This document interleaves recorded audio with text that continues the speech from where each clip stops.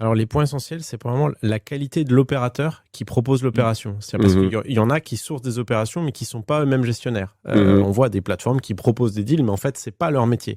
Donc, identifiez d'abord un opérateur investisseur dont c'est le métier et qui investit pour lui-même et qui est aux côtés de l'investisseur sur les opérations. Le co-investissement. Le co-investissement, c'est-à-dire que voilà, on n'est pas juste on un privilégie intermédiaire. Ça parce que du coup, on sait qu'il y a les billes de l'actionnaire qui sont également engagées. Et qui a un track record, voilà, et qui est capable de montrer qu'ils ont géré des opérations et qu'ils ont les équipes pour le faire ou les bons partenaires pour le faire. Donc voilà, qualité de l'opérateur qui propose l'opération.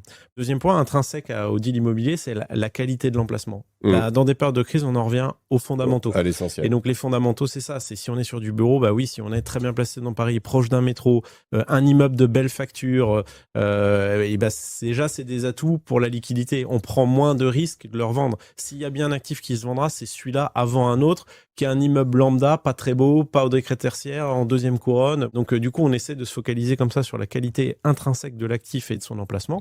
Et puis le troisième, effectivement, c'est de diversifier. C'est-à-dire que nous, c'est ce qu'on va proposer par exemple. C'est l'avantage aussi du club deal. C'est faites un club deal de Hospitality à Lisbonne, faites un club deal de QCA bureau parisien ultra prime, faites un club deal sur un chalet à la montagne.